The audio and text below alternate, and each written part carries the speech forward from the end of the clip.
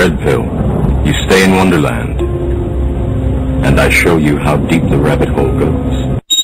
Is this the real life? Is this just fantasy? God damn it! My life has value! It's time to ask yourself what you believe. Mass murder, torture, perjury, embezzlement, fraud, deception, treason. These are just a few of your many crimes against humanity. You will not win this war, for you are fighting the very essence of humanity.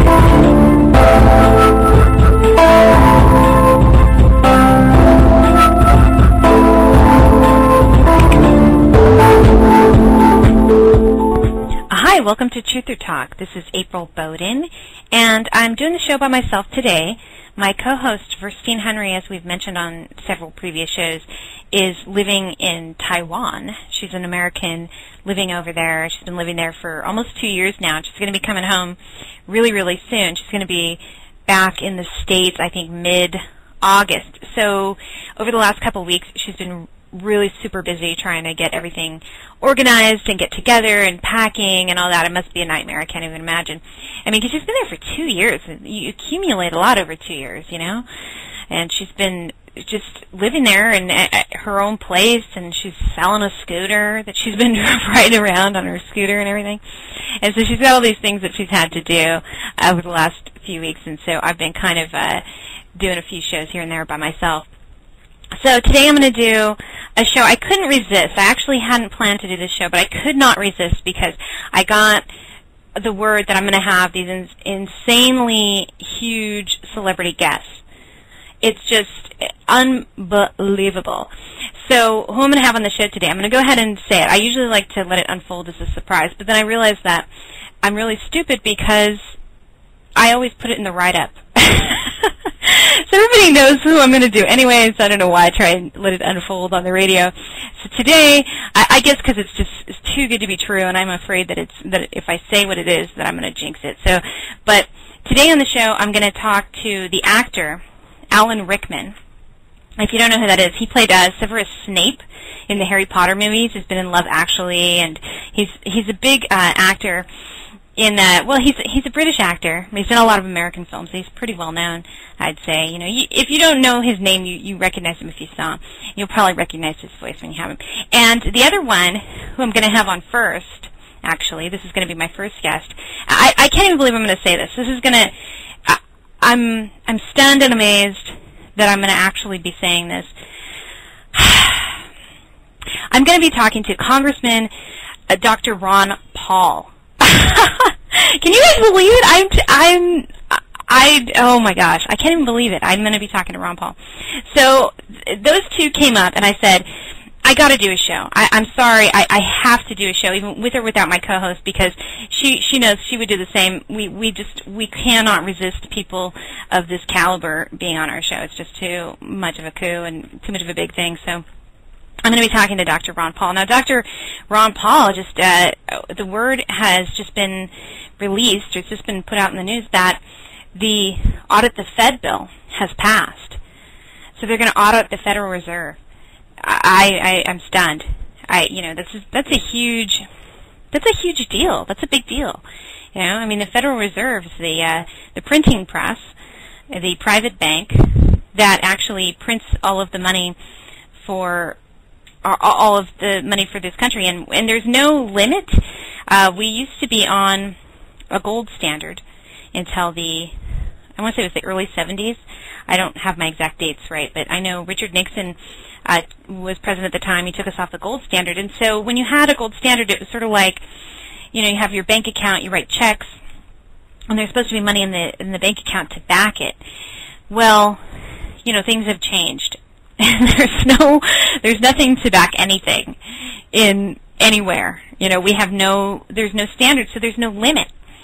So I know it's kind of confusing. The whole financial thing is pretty confusing to me, but Dr. Ron Paul is just brilliant. He's written books about it, and he wrote a book called End the Fed, which is about just getting rid of the Federal Reserve. And I agree, end the Fed. Well, you know, they're just a printing press. All they do is print money. You know, Ben Bernanke, who's the chairhead, I mean, he doesn't even know what money is. He was asked what money is, and he said, well, it's things that you use to buy stuff.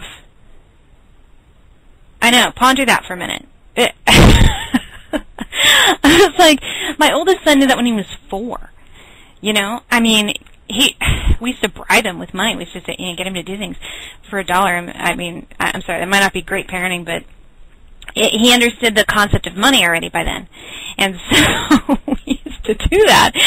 And, but he understood the concept of money as well as the head of the chair of the Federal Reserve does at the age of 4. So, we're in trouble, folks. But now we're going to audit the Fed. It's going to be, I don't know what to expect. I'm really excited to see what unfolds. So, if you can believe it, I'm going to be talking next, after this short break, I'm going to be talking to Congressman, presidential candidate, Dr. Ron Paul. I'm going to be asking him about his presidential candidacy because it's a little confusing as to what's going on right now, as whether or not he's still a candidate. I know that Romney is way ahead in the GOP, but he's such a douchebag. That Romney is, I mean, he's kind of like, I don't know exactly what he is, and I don't think anybody does, including himself, because he flip-flops a lot. He stands for one thing, and then he turns around, and nobody ever knows what he's talking about because he's always changing his mind. And I find it hard to believe that anyone can actually be a Romney supporter, because what does he stand for? Does anyone really know? So I don't know. That guy's a lame-o. I don't know. The whole thing is just a rig, and it's just a rigged in. Insert puppet here. And there you go. We have a president.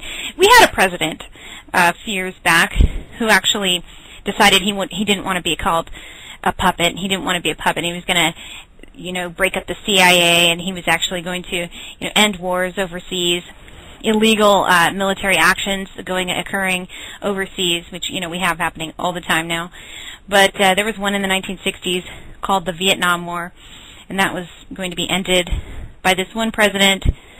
You might know him as John F. Kennedy. I mean, John F. Kennedy wasn't a perfect man. He had some flaws, but he certainly had made a conscious choice to not be just another puppet.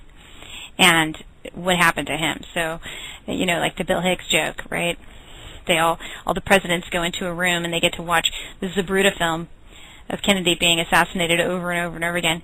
And they say, do you get it? Do you know what's going on? They all walk out, yes, I understand. So that is, that's what happens to people who move outside the status quo. And a big part of the status quo, what keeps us in this enslavement, is the Federal Reserve. So let's get rid of the Federal Reserve and the Fed. Dr. Ron Paul is going to be up next. I can't believe it. I'm so excited. So I'm going to take a quick break, and I will be right back with Dr. Ron Paul. I was on holiday with Sir Laurence Olivier. We had decided that 9/11 was an intelligence operation. We'd all known about JFK, had so many mistresses. The CIA shot him. Castro could never have done it. It was clear. We had become realists, conspiracy realists. How would we let everyone know was the question. We decided to buy T-shirts that told the contents of our hearts and minds to the world. We went to shop.truthertees.com. Even though the internet hadn't been invented at the time, we went to shop.truthertees.com. There we purchased conspiracy realist T-shirts, one of a kind, sold only at shop.truthertees.com. 100% cotton in men's and women's fitted sizes. I won't tell you which one I'm wearing.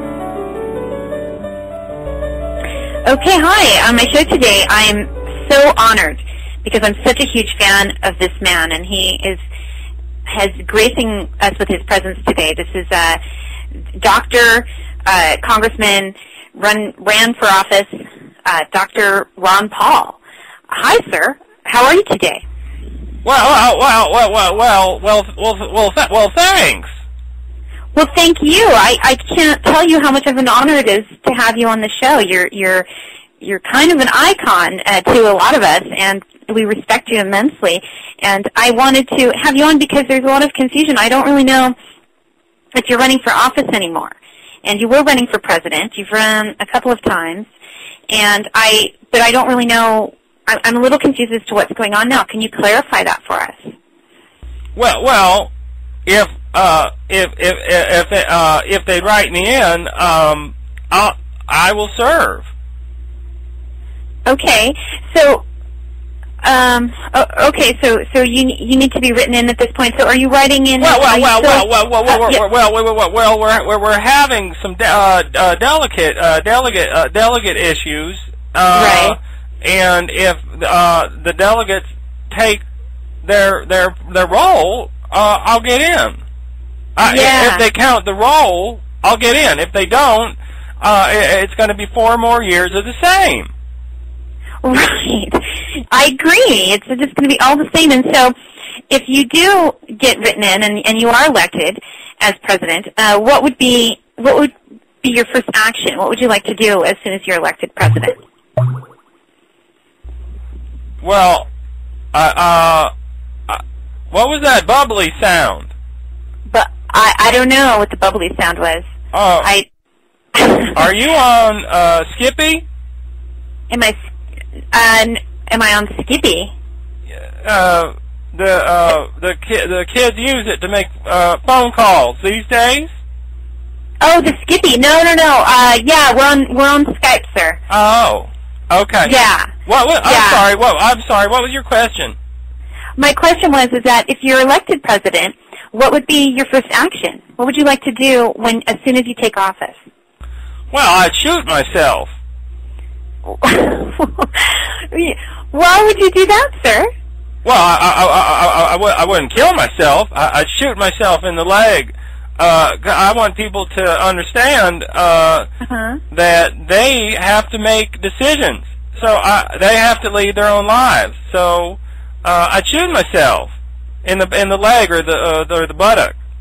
Well, that seems like a really extreme thing to do. I don't know why you would have to hurt yourself like that. I'd only use a daisy rifle. I'm not foolish, but I need people to understand. The government's not here to take care of you. You have to take care of you. I agree. I really love when you said the government's not going to make you a better person. I would agree that that's true. But I still don't. I still think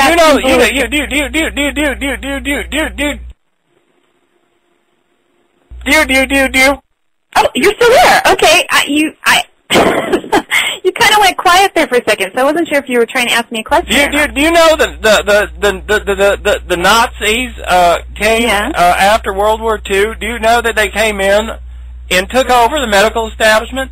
Do you know that Obamacare is not going to help you feel better unless you want the government putting some kind of chemicals in you that you don't want in you? Now, I believe people say I don't believe in healthcare. Well, horse hockey. I believe you can walk in and get to a hospital and get a cast or set a bone, and you go out and you figure out how to take care of yourself. That's what we did when I was growing up. Right. Yeah. I mean, as a doctor, you were a medical doctor for many, many years, and you worked in PR. I don't believe in abortion, but I don't believe the government has a right to tell you what to believe. But I was working, and they threw a baby in a bucket. I'm not kidding. They threw it in a bucket. Wow. Yeah, I think that you said that was very traumatic for you, and that kind of made you sort of question that whole thing. But as a doctor, I agree that I'm not in favor of Obamacare, and I think that people are looking to get free health care. They should take a look at their local veterans hospital, because that's what free health care is going to look like. And so you're saying that the government should not be in charge of our medical decisions.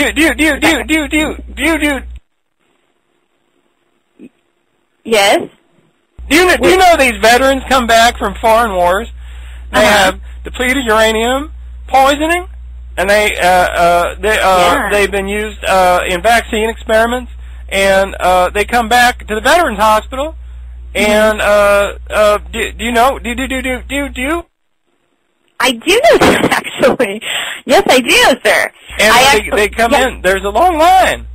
there's a long line, and they're not getting any care, and they're probably not going to get a whole lot better. They're not going to get a whole lot better. Now this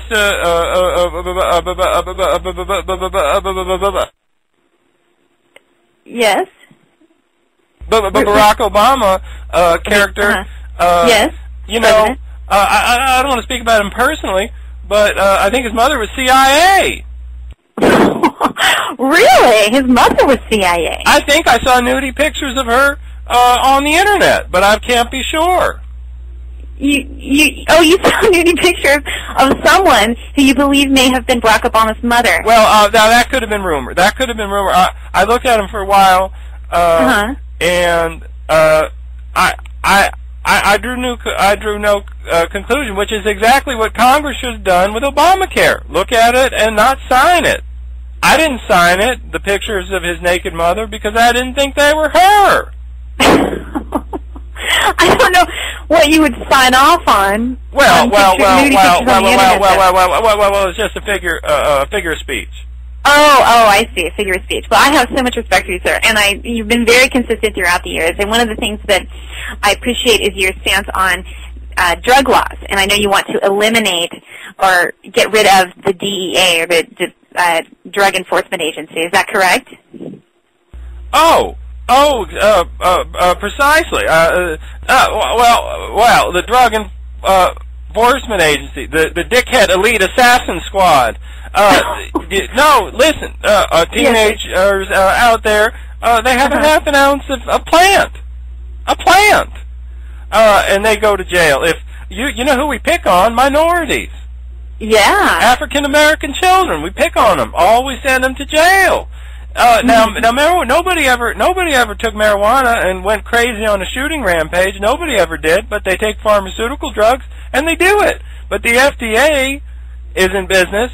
Now, if America grew hemp, or yes, other drugs that were plants, this would be a boost to the economy. Now, I'm not in favor of doing marijuana. I don't think it's good for you. Okay.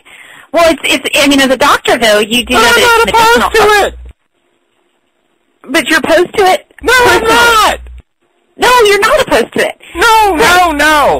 I'm not opposed to it. I'm not opposed to individuals being able to make choices for themselves.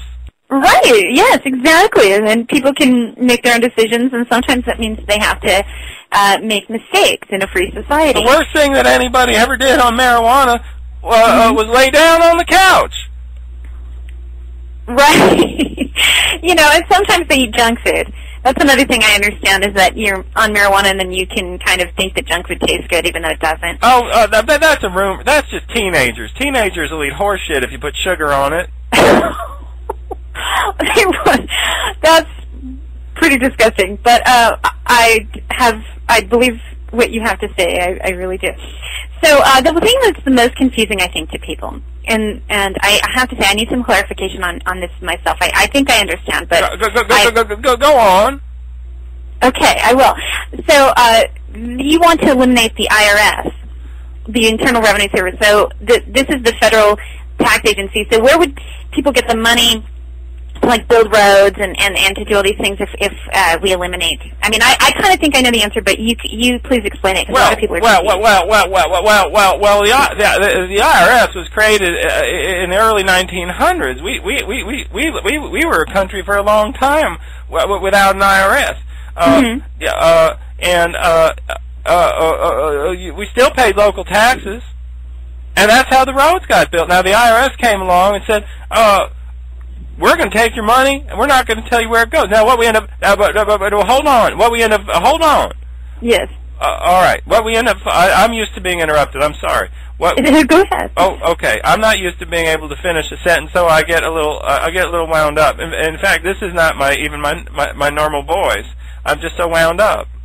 Right. Well, I want to let you talk. I know that happens to you a lot, but I want to let you talk on the show and go ahead and finish your sentence you were saying. All right. Yes. Let me calm down. Let me get into my normal voice. All right. This is my normal voice. That's your normal voice? Yeah. I'm straight up gangster. Now, hold on. I usually get so wound up on the campaign trail. that my voice gets very, very high. Now, the reality is, the IRS is a criminal organization bent on stealing your money to fund foreign wars. Wow. You have knowledge of that. And no, don't interrupt. My voice is getting pitched again. All right. Okay. All right. Yes, I'm trying to be me. Yeah, I'm trying to be me, but it's difficult. Sir, Dr. Paul, he doesn't sound like you anymore. I've never heard you with that deep voice before. You sound almost like Gary White. I'm usually being interrupted, and I don't get to calm down. Okay, so I'm gonna let you finish your sentence. Okay. So you can... The IRS is a criminal organization bent on destroying the entire economy of the U.S. by aligning it with the founders of illegitimate power structures like the Trilateral Commission and the Elders of Zion. Now, this doesn't have anything to do with Israel or any other place. But let me tell you something. This is Ron Paul, and as you have my word, as a congressman who doesn't abort babies anymore, I would ban the IRS, and you would be able to run around smoking pot naked as a jaybird.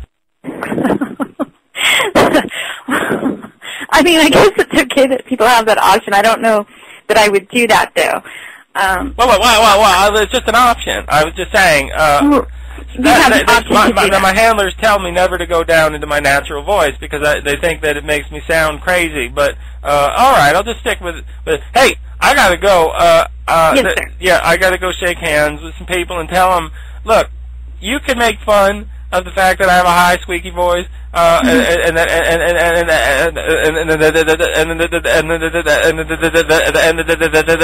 I get wound up sometimes. But the reality is, this country is run by a criminal organization of gangsters, and I got to keep moving and be quick about it, so they don't shoot me. Yeah. I agree, sir. Be very careful. All right, thanks, April. All right, thanks, Dr. Paul. Wow, Ron Paul. Can you believe that? I gotta admit, I doubt that was the real Ron Paul. I really do, because that deep Barry White voice, that was a very unusual thing for him to. But I mean, it was still an honor, right? Because it's Ron Paul. So anyway, I'm going to cut to a break, and I will be right back. Hello, thanks for having me on your radio. Even though we're not from a famous rock and roll band, if we were, even though we sound a little like we are, we definitely wear a Conspiracy Realist t-shirt, because they're gear, aren't they?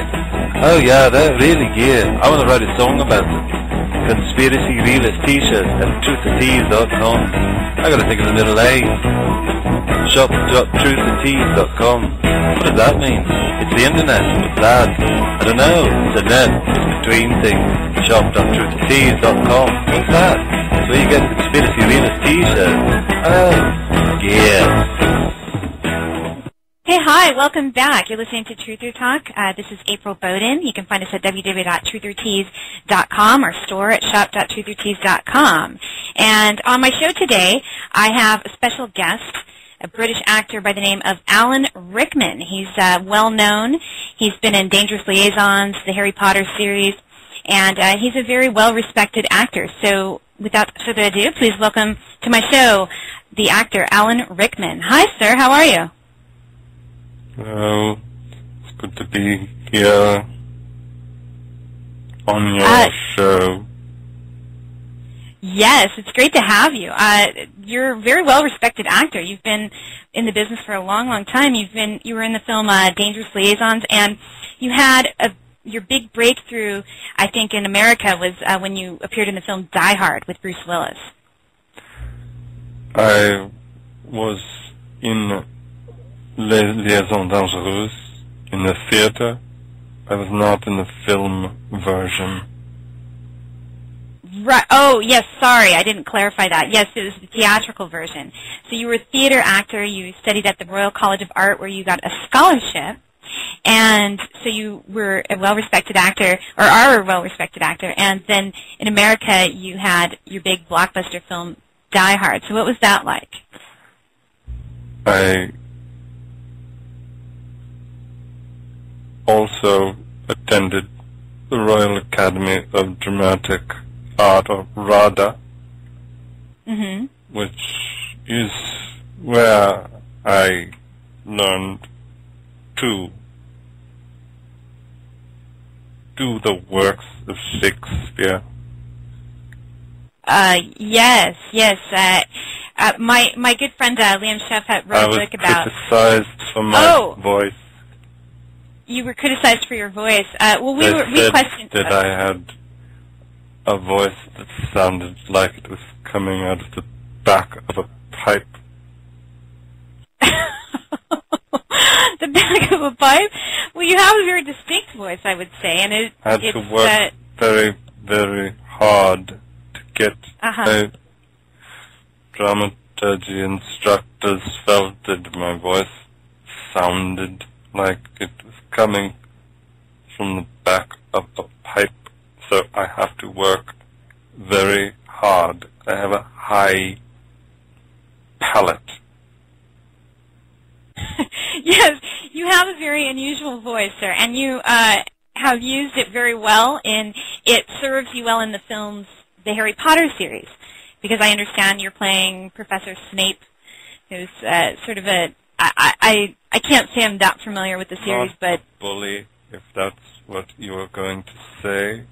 I instruct the children in potion making and defense against the dark arts. Against the dark arts.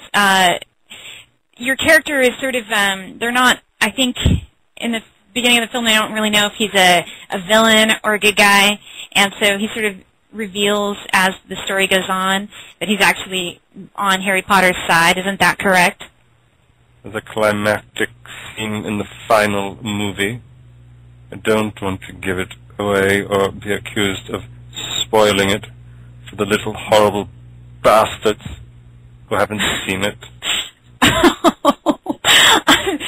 I'm sorry, in every Shakespeare production at the Royal Academy, I'll be remembered for being a flatulent wizard. Yeah, sir, I never heard the flatulence part. I didn't know that Professor Snape was supposed to be flatulent. That's part of his character? I brought my own special touch.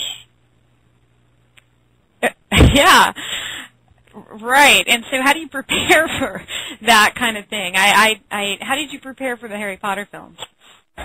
I built a time machine and went back to the age of alchemy.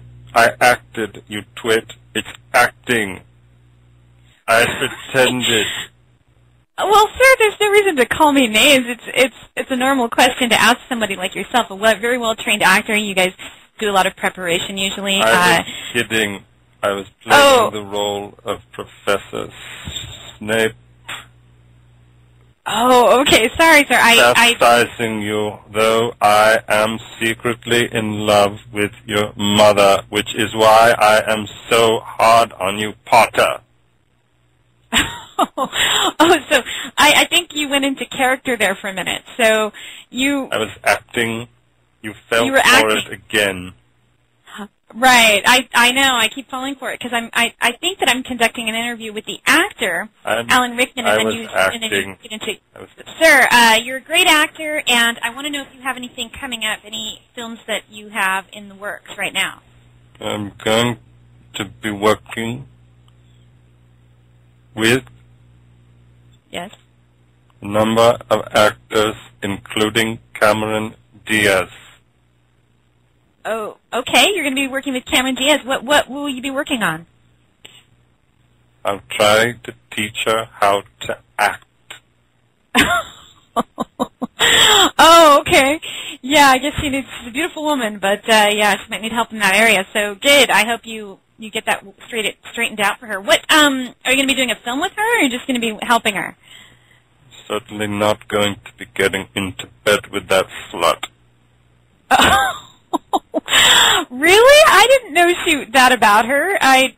She's anyway. So I'm glad to hear that, sir.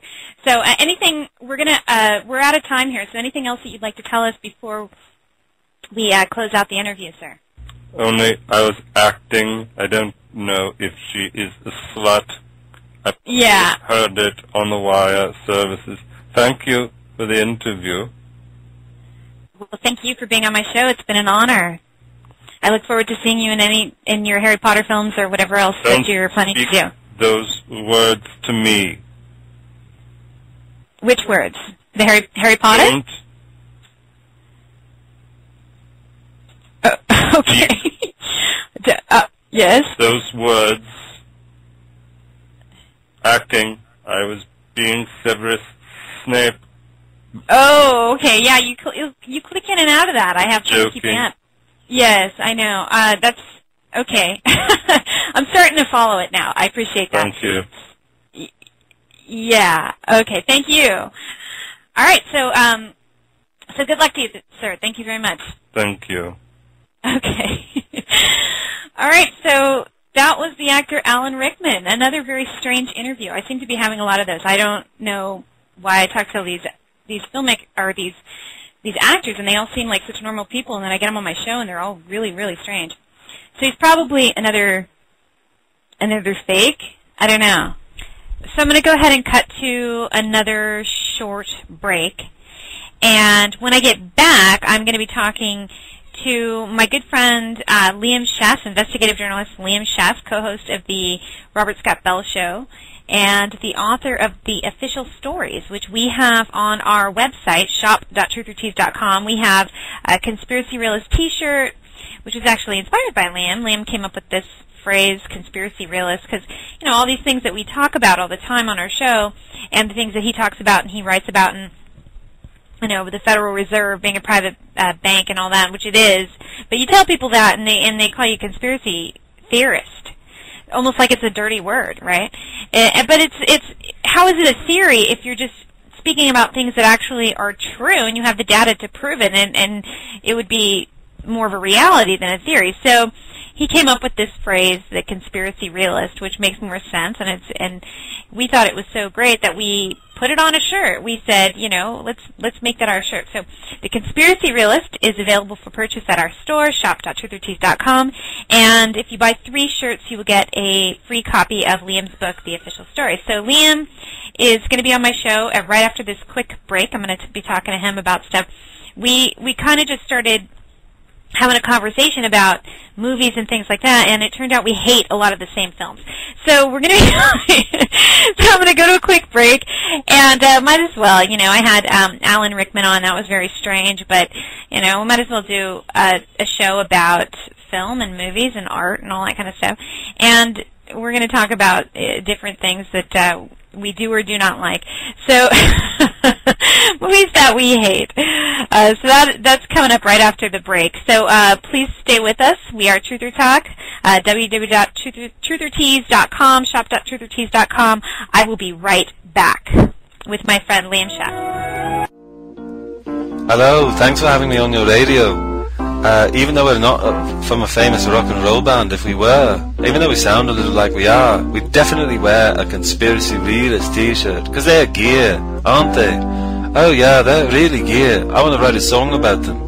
Conspiracy Realist t-shirts at truthertease.com. I gotta think of the middle 8.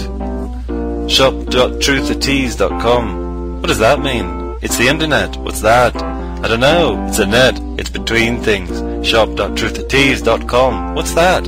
It's where you get Conspiracy Realist t-shirts. Oh, gear. Hi, welcome back. I'm talking to Liam Sheff, my good friend Liam Sheff, author of The Official Stories. He's here, and we were just talking about movies. So we wanted to start off with talking about James Cameron. We were discussing some of the films that James Cameron does, and really, you know, how much he's just a douche. Like, we just think he's a douche. But we are not really big fans of his films. So, first off, we're talking about the movie Titanic. What were you telling me about that, Liam? I wanted to agree with you wholeheartedly that this is one of the worst movies, one of the most pointless films. You know exactly where it's going. And I don't understand what he saw in her, by the way. What, did she smell good? She was, you know, I mean, she was rich. Yeah. Okay, remember the scene? I don't know if I made this up or... I really don't remember if I made it up or I saw it on Saturday Night Live, because I'm kind of giving it away at this point. But I hated the movie, and I wouldn't watch it. I thought, this is, oh, they fall in love and he dies at the end. And people said, don't tell me the end. I swear to God, I was like, he dies at the end. People said, don't tell me. I said, everybody, it's a boat, it sinks, it's the Titanic. Right, yeah. What do you think is going to happen? And why would it be a happy ending if everybody dies but the two heroes? No, of course he was going to die in the end. I mean, it was just Romeo and Juliet on a boat. They said, let's remake that story, and let's put it on. I mean, that story's been remade many times in many different forms, and it's been done better. But I always felt like there's so many people on the boat. You have, I don't know exactly how many people were on the Titanic, but there were tons of different people. There were so many different stories that they could have done, and yet they chose these two people, who weren't all that interesting, and, you know, I guess they were the heartthrobs of the day, or I don't know. I don't Nobody knew Kate Winslet. I think she's a fine actress. She seems crazy, but she's a fine actress. And little Leo's a huge guy now, and he's incredible. He's very talented. I think he's been great in a number of things. I loved him in the remake of the Hong Kong movie, the Scorsese movie. What was that? Not Infernal Affairs. That's what they remade it. But are you talking about not the one about with Jack Nicholson as Whitey Bulger, essentially the Boston Mafia. But oh yes, I did think that was good. That was the Departed, right? Fucking quiz. Oh, you firemen are fucking quiz. With now, I thought that was really good. Yeah, that was it had a lot of like it had a lot of layers, and the story was very tense. His character was under a lot of pressure, and then everybody died. Yeah, everybody dies, and that was why it's called The Departed. Yeah, called The Departed. It's an incredible accomplishment, except for the rat on the end. It's beautifully shot. The language is so human. It's got to be Jack Nicholson's best movie since somewhere in the late 70s, before he became, you know, an icon. Right. You know, he used to be an actor, and then he became Jack Nicholson, kind of thing. Yeah. Don't worry, I like him, but you get what I mean. I mean, he was performing, and it was great performance. It was, I don't know, it was sort of like that terrible Joker character he did as though it were a real person. And it's all based on Boston Mafia, which is the Bulger Gang, Whitey Bulger Gang, up in Somerville. And, you know, I've watched it with my partner, who's gone too, but Helen and I just watched it. We had been traveling in Asia, and we saw this movie. I don't remember where we saw it, but we just kept watching. We gotta watch that again, because we missed Boston. So and the thing about that line, that Matt Damon, who I never really buy him in a lot of the movies, right? Right. But I just bought him, because I always buy him when he's lying. Oh, interesting. I always buy him in a movie when he's playing a dishonest person. Like, the talented Mr. Ripley, I'm like, okay, you're unsure of yourself, now I buy you. Whenever he has to play the hero, I just don't believe him. Yeah, he was very insecure. He was very, I mean, because they were carrying this terrible lineage of abuse, pedophilia. I mean, and then it's sort of, I mean, they don't really come out and talk about it, but it's underlined throughout the entire film. The Jack Nicholson character had been abused by his priest, his Catholic priest, and then he was obviously had some sort of abuse. It's almost like I don't know, the Spartans or something. You know, these people that they do that to their apprentice or something, and it's creepy, and it made him sort of sexually ambiguous. Like, he didn't really understand. He was very insecure sexually with his girlfriend, and so his character had a lot of layers, and he was really that's a fascinating read on it. I swear I missed that. I missed all of it. But as soon as he said Jack Nicholson had the issue with the priest, he did. He came up to the priest, and he criticized him, and he propositioned the nun, which of course is a funny scene. Because if you've ever read any history of nunneries or monasteries, like I say in the book, they're often like jelly-making whorehouses. You know? Okay, so that's a good one. And the line that he comes out, the first line that you hear from Matt Damon is "fucking queers." All you firefighters are fucking queers, which is a funny thing to say, because firefighters are generally, whatever they are, they're pretty tough. And it's funny because that's Boston. Right. It's like, yeah, as soon as I heard that, I'm like, oh, I'm home. Well, that was his whole part of his secret, too, right? Because he was with his girlfriend. He wasn't sexually adequate for her. But that was part of his prior abuse, that he had been abused by the Jack Nicholson That's character interesting. You as a think child, he had and been that's sort of abused? what he held over him.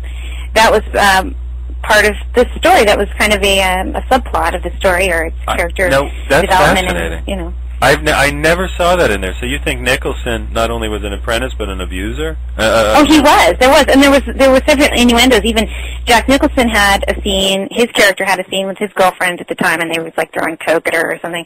And she made some comment about because he was talking about Damon on the phone, and he was saying, you know, send him a whiff of my asshole. And she said, you know, is that turning you on? She made some allusion or to the fact that talking about that was sort of turning him on. And he kind of was like, well, you know, watch your mouth and we'll smack it. Oh, that's fascinating. Yeah, so that was sort of the underlying story of that. Because And Boston is one of the homes of pedophile priests, like protected by the Catholic Church. right. Yeah. And Okay. he approached one in one of the restaurants. So it was threaded throughout the movie. And that was sort of, I felt, what gave Matt Damon's character so much, he had so much to hide. He was so shameful of who he really was. He was, and I tell you, he plays ashamed perfectly. And I swear, I don't know why he does. I think it's because Affleck maybe isn't anymore. I think Affleck, if he really did direct Gone Baby Gone and the last one, the not the bank, what was that called? The Town. I think these are like two of the better, maybe much better noirs about, you know, crime thrillers that I've seen in 10 years. Oh. I really, if he really directed these things, and I believe that he did, he's a talented boy, you know, who came out. But that movie they made together as young lovers or whatever they were then, boyfriends, whatever they made as partners back then. This terrible movie, this Good Will Hunting.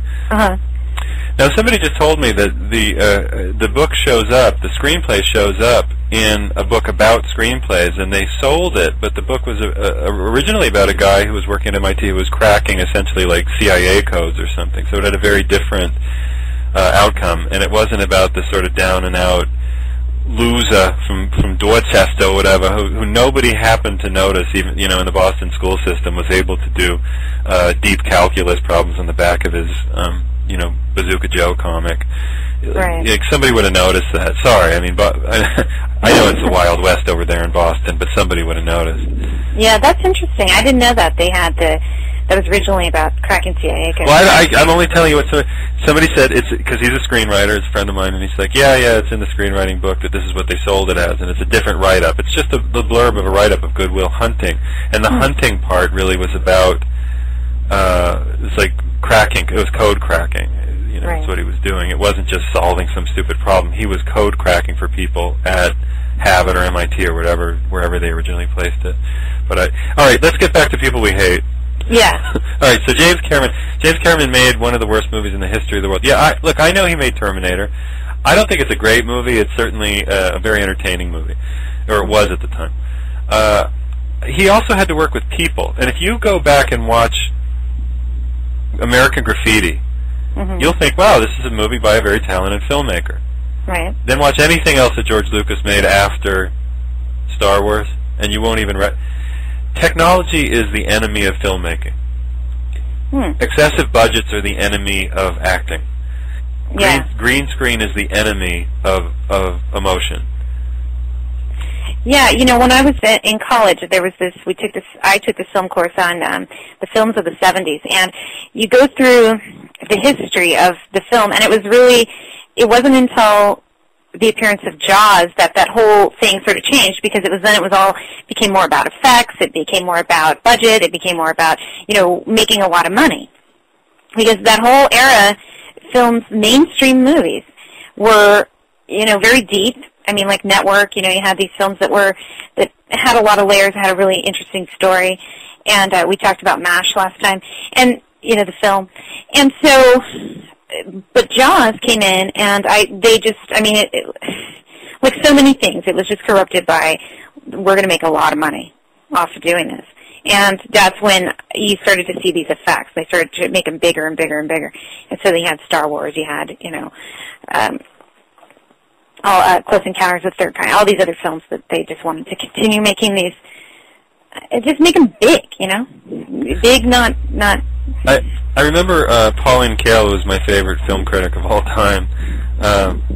Writing, she wrote stuff that I never even inferred. She was, you know, because I was a kid reading this stuff, and she was writing about Butch Cassidy and the Sundance Kid, and she would say things like essentially, why don't they just get a room already? Like before anybody was doing, they're like, you know, the female character who they sort of share in the movie is clearly a proxy. These are clearly boys in a relationship. You know, they are each other's primary. They even die together.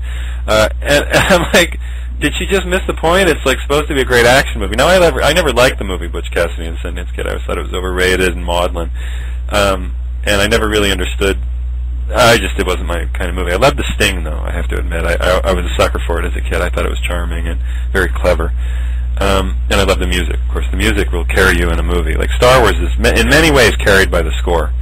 You don't realize it, but in many ways, it's carried by the score. So she wrote about Star Wars and said that this movie, she essentially wrote at the time, like, this is the end of movies. Like, this is. And I'm thinking, what do you? Now I think she missed a lot, because under the surface is every ancient archetypical myth, and they work. It's very effective. There's a reason why it's popular. It's not like empty-headedness. But now, okay, so James Cameron was the next generation. He was actually the next generation of filmmakers, and he made Terminator. He had to work with people to make it, and they didn't have computers doing special effects.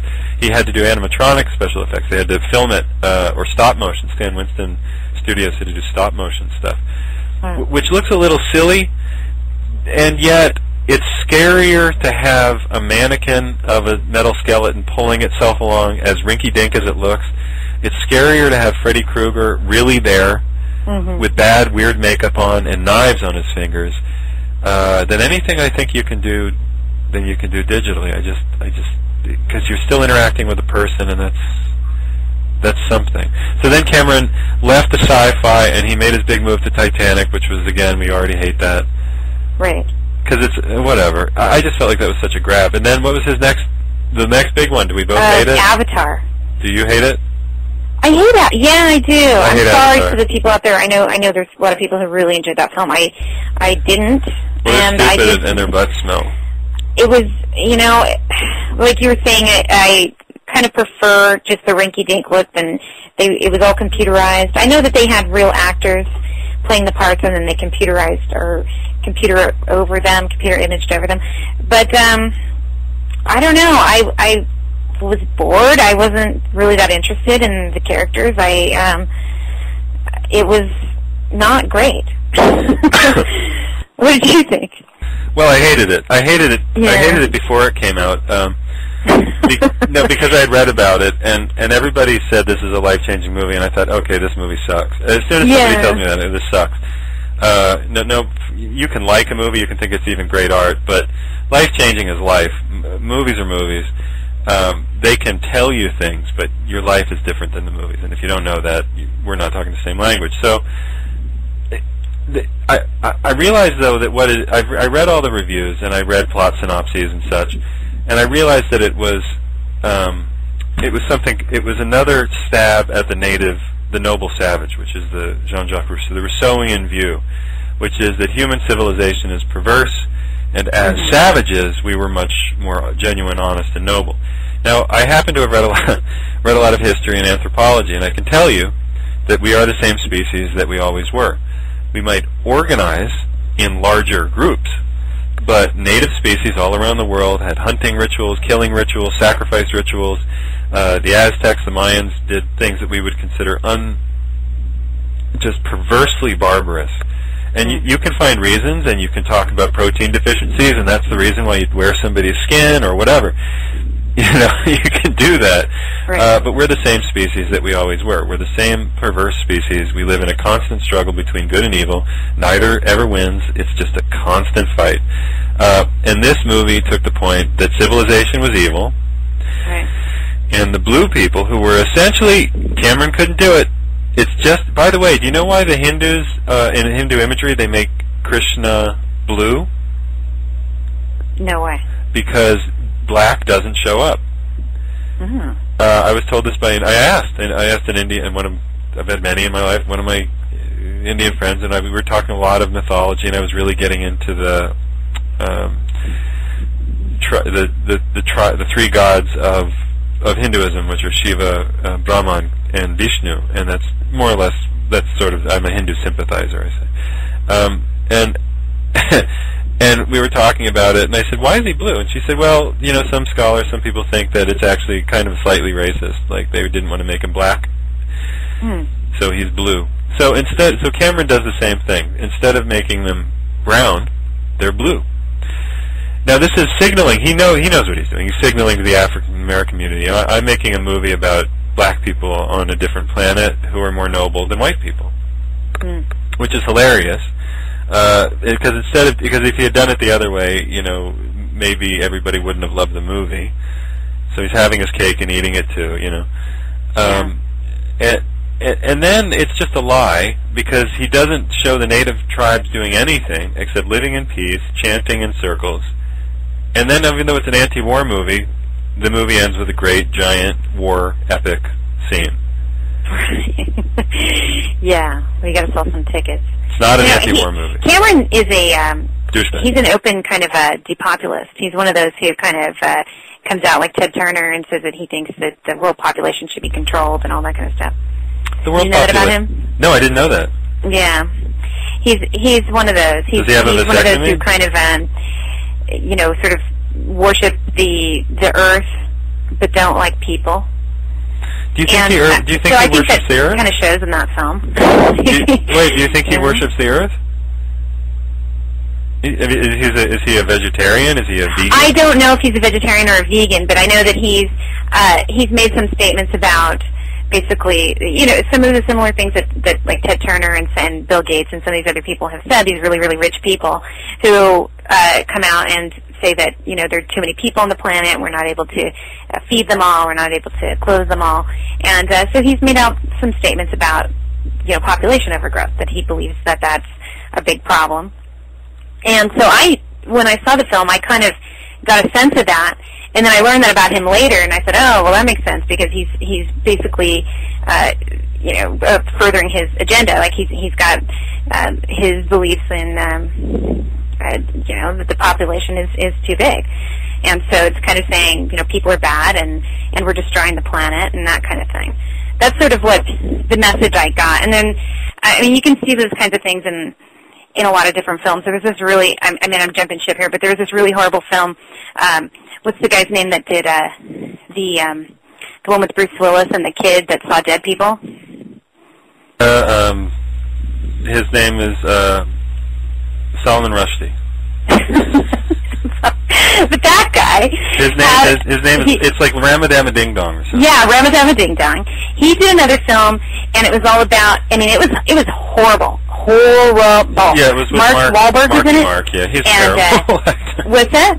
Yes, poor Marky Mark. Go ahead. So Marky Mark was in it, and he sans the Funky Bunch. They weren't around, but he did this film, and it was basically about how some virus was like causing people to become suicidal. Right. And so then, by the end of the film, they're trying to find out where the virus is coming from, and they're thinking maybe it was something leaked from the government, blah, blah, blah. And so eventually they find out that it's not actually a leak from the government, that it was actually the Earth fighting back. That it was like coming from the trees, and the trees were sort of ridding us. We are the virus. I am Treebeard. Was it Treebeard? It was so bad. It was bad. It was terrible. Worst thing I've ever seen in my life. And I can't. And that's why I'm trying to forget it. But I just remember that part of it. What was it called? Zoe Deschanel was in it, and Marky Mark. Was it called Surprise at the End? It was called Surprise. No, what's his name? Ramadama. The Shamalama Ding Dong. Shamalama Ding Dong. Shamalama. It's escaping. His name. That's his name. Shamalama Ding Dong. Okay, no? That's his name. M. Night Shamalama Ding Dong. There it is. M. Night Shyamalan. It's M. Night Shyamalan. Okay, but you got to admit, the first time you saw. No, I didn't see this one. But you got to admit, the first time you saw that long one with movie with Bruce Willis and the kid. the reveal at the end. I mean, I still refer to a lot of things in my life as that sixth sense moment. I go, oh, all right, there it is. See? Huh? You're a ghost the whole time. That's it. You get it? No, I knew it. I picked it up early. Oh. I did, actually. No, there were a lot of movies that I beat people to the punch, but not. I just was like, oh, that's really freaky. No, actually, I picked up on it because I saw that movie kind of late, and I knew it had a big secret. And so when I was watching the ads for it and the commercials, I said, "Oh, that guy's a ghost." I swear. And then and so somebody was watching the commercial with me and was like, had already seen the movie. Was like, "Oh my God, how'd you know?" And so yeah. It was well, you see enough funny. stories and it becomes obvious. But remember, that was his first big movie. He had another movie. I think it was kind of a comedy. And he's good with camera and stuff like that. But he made the same movie 5 times in a row. Big surprise at the end. Right. Hi, I'm M. Night Shyamalan, and my next film is called Big Surprise at the End 7. No, M. Shyamalan. After I seen the horrible Marky Mark film, I thought, I don't know, somebody's writing his scripts for him. Because it was just so bad. It was so anti-human, and I don't know. People, we're flawed. How did it end? It ended with let me guess. A lot of people die, but not everybody, and people realize they have to start over. Well, no, it kind of was more ambiguous than that. They had the virus sort of jumped to another country. It sort of resurfaced in Europe. I think it was France, and that's when they discovered that it was actually not placed there by the government, but actually had been the trees were fighting back. They were like trying to kill us off. I am Treebeard. I swear, I was so angry that I had wasted so much of my time watching that film. You humans haven't learned your lesson. Treebeard will give you a cold. Yeah. Okay, so we've got Treebeard. Now let's another movie that we hated. Yes, Avatar was a Rousseauian fantasy that ends as a war movie, so it's just crap. Right. It's crap. It's like when I walked out. See, whatever age I saw that Sixth Sense, I was sort of like imprisoned for high school. So I think that must have come out in my early 20s or whatever. So I hadn't quite caught back up with myself. Mm-hmm. And it's like I saw, was one of the first movies I saw when I got out of prison high school was, I was in a prison high school. It was, yeah, it really was. It was this crazy, horrible prison school up in the mountains. It wasn't prison for doing anything bad. It was prison because your parents were kind of screwballs, and you're like, I'm depressed, and well, we're sending you away. So after I got out of that work camp, 2.5-year work camp, 2 years, 3 months, 10 days of work camp, I wasn't quite sure where I was, exactly what I was thinking about. So I had to reacquaint myself with myself because I was just so tortured at that place. Actually, I made a little documentary. I'm not going to put it on the par with any of these things. I made it for my own sake. It's been helpful to a lot of people. It's called Surviving Cedu, C-E-D-U, and you can watch it on the web just by sending me a nude picture of yourself between 25 and 55 to my email, which is my website, Liam Schiffer's contact page. No viruses, please. Not that I believe in them. Anyway, I got out, and they had that movie with Kevin Costner where he's the guy. Remember the wolf-loving guy? Oh, yeah. Right. Dances with Wolves. Oh, boy. I stood so proudly in, oh, God, most douchey moment. I can't believe I'm going to say this. I stood proudly, having watched that movie, just absolutely self-righteously, like newly vegetarian and stuff, in the lobby of the movie, and I swear I had tears in my eyes. Yeah. I'm like the white man. The white man. Oh, the white man. Yeah, he's so bad. I didn't think about this one question. If What? he's so big, if he's so broad-minded, why did he only screw the white girl in the village? Why did there have to be a white girl in the village for him to have a relationship? Oh, yeah. Oh. I don't know. Oh, right. Dancing with wolves. We happen to have white girl we captured. You can make... She's very friendly. She's very cute. She's friendly. She's nookie time. Yeah, I don't... You don't like our women because they're too brown for you. But you can have one of your own. But she's also one of us now. Right. Yeah, she was the widow. She had the... What nonsense. Yeah. You know, like, whatever. Some movies are unwatchable after their time. Unlike The Godfather. You can watch The Godfather, Godfather Part 2. You can watch, as tough as it is, you can watch a lot of Kubrick, not all. You can watch early Truffaut. I think he got worse after he started. I can't watch much Orson Welles. I'm not a big fan. Who are the other? You can watch most Scorsese. I like later Scorsese better than earlier Scorsese. I think he got better. His early stuff is just like Jungle World. It's like, you know, Italian ghetto New York City, cut your throat kind of stuff. And like Taxi Driver. We were talking about Tarantino, and you know, Quentin Tarantino has robbed Scorsese so many times. I mean, he takes so much from his film, and that whole scene where Uma Thurman, and she has the red marker, and he takes the syringe to wake her up after she has her drug overdose. That was all in a Martin Scorsese documentary, Italian American, the exact verbatim, the whole storyline. I hate Quentin Tarantino's movies. I don't like him as a person as a result of some of the stuff that I've endured on the screen. Now, 10 or 15 years, 10 years ago, there was a series called the Kill Bill movies, and I was so finished and over, I never had been into him. And I had a friend who was still a journalist, and he was like, "Hey, what do you mean? Don't you think these movies are artistic?" I said, "No, I think he's a hack. I think he'll be forgotten very quickly." Right. And how about you? You what? Kill Bill? No, I when those movies came out, the same thing. I had a lot of people saying that they were incredible, that it was just this, you know, that they were these cinematic, you know, masterpieces.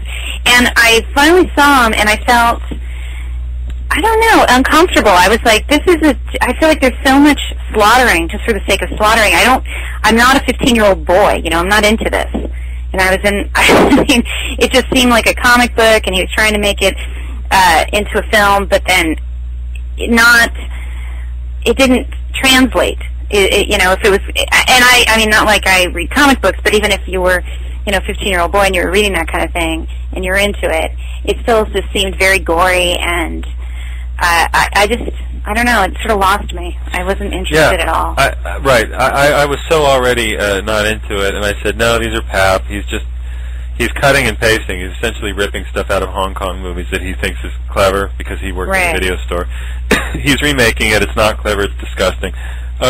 I saw a little of some of them. I thought, this isn't going anywhere. No character development. It might as well be sort of a cheap comic book. Okay, so but he's nowhere anymore because he wasn't a sustaining talent. Now, the first thing he did that people just went crazy for, I think he screenwrote another really violent movie. Christian Slater was in it, and Patricia Arquette, I think. Yeah, True Romance. Yeah.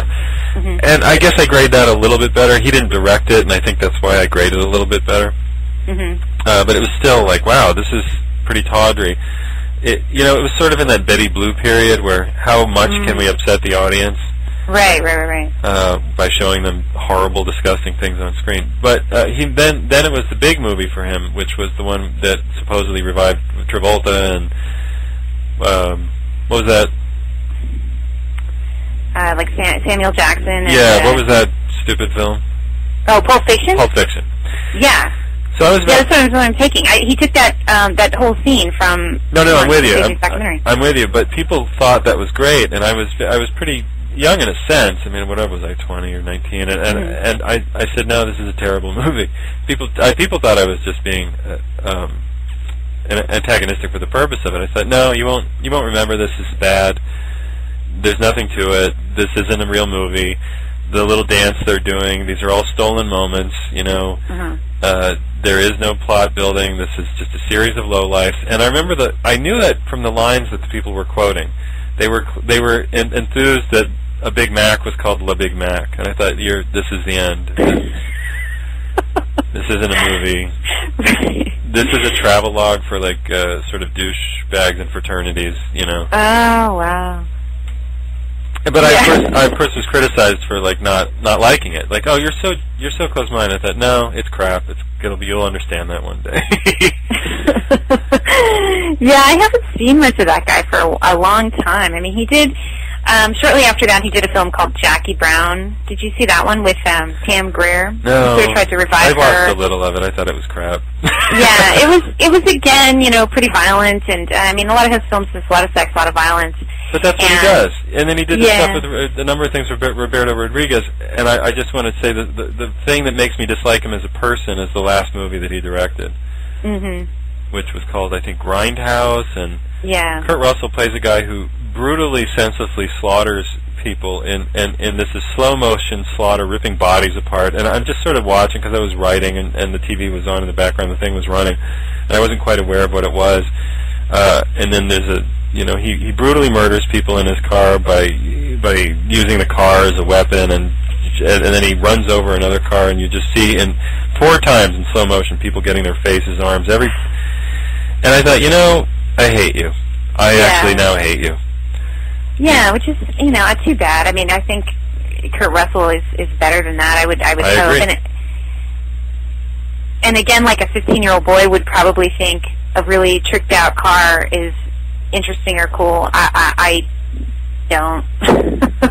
It was terrible. It was disgusting. It was, like you said, there was all this like slow motion footage of people getting mutilated, and it's it was pretty bad. And I found it.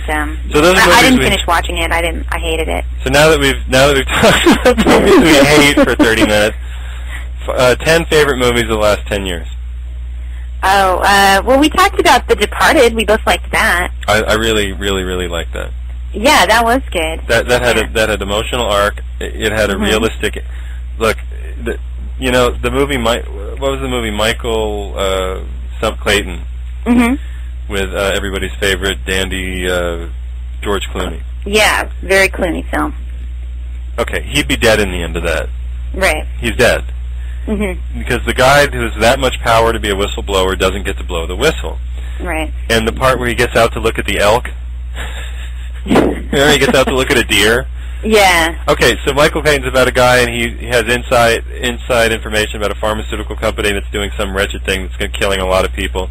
The scientist who's in charge of the project goes nuts in the sense of telling the truth, and he puts together a presentation that he's going to put up, and he's killed. So then Clayton, Clooney, has to disappear, but he has to disappear with the evidence and find a way to make sure that the truth is done good to. But instead of telling the truth, all right, what happens in the end of Network?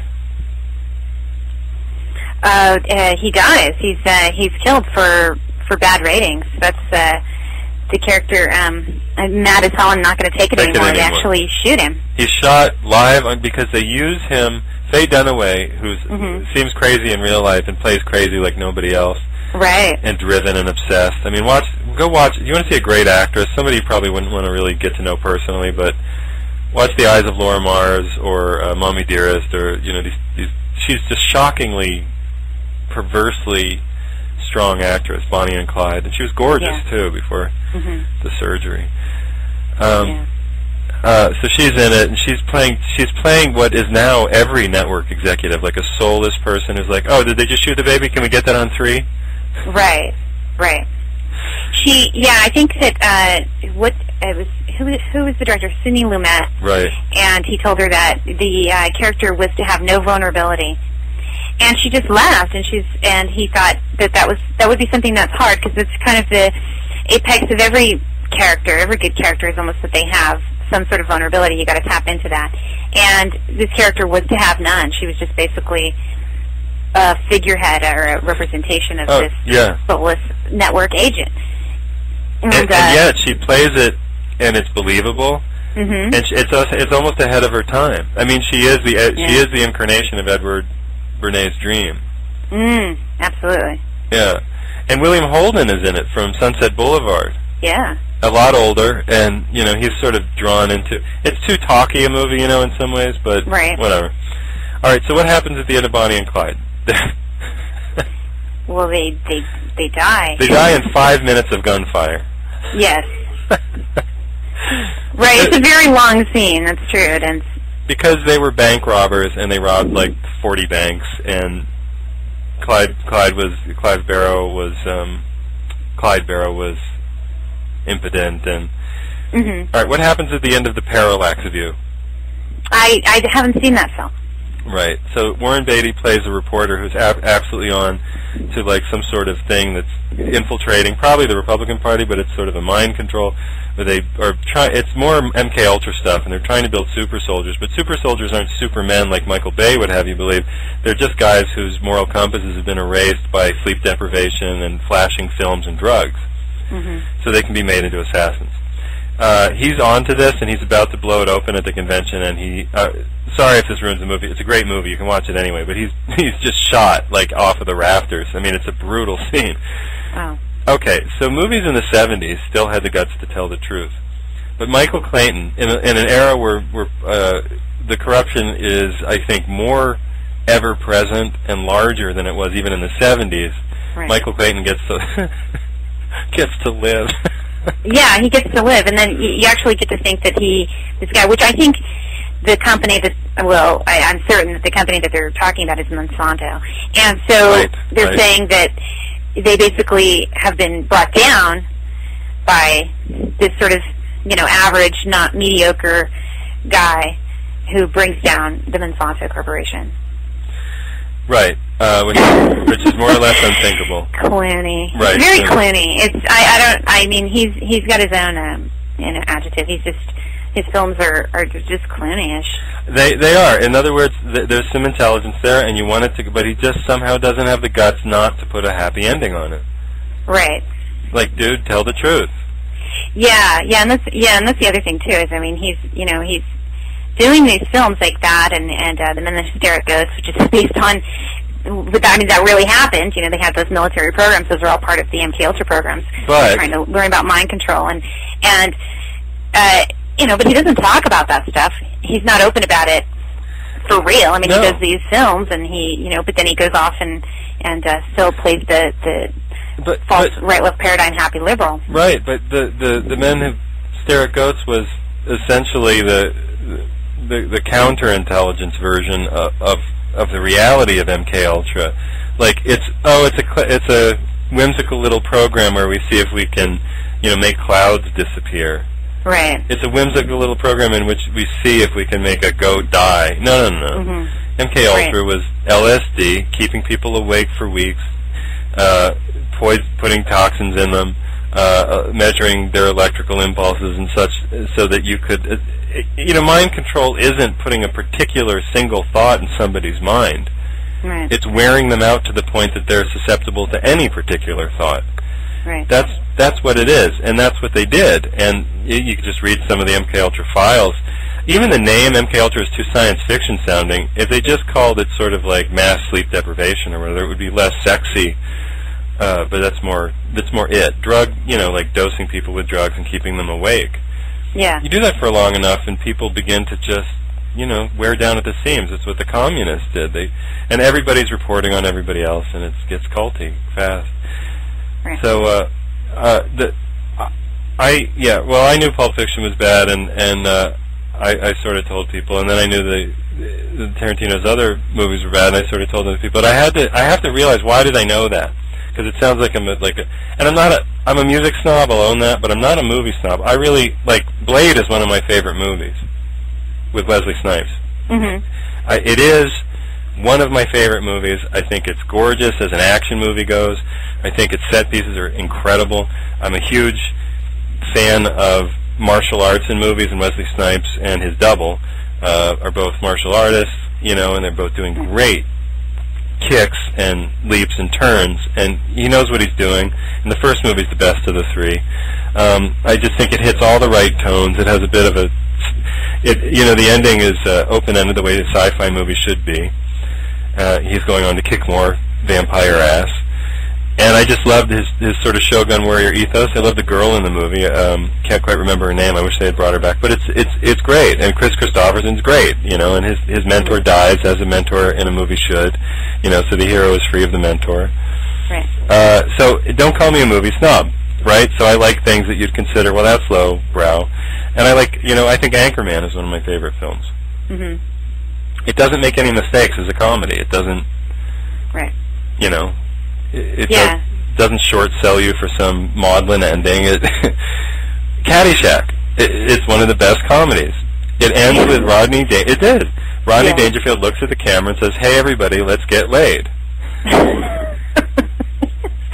Yeah, that's great. You know, when I was a kid, my dad loved Rodney Dangerfield, and Rodney Dangerfield was he's very lowbrow, and, you know, people would kind of, Rodney Dangerfield, like he's just, you know, he's so crass, he's not, you know.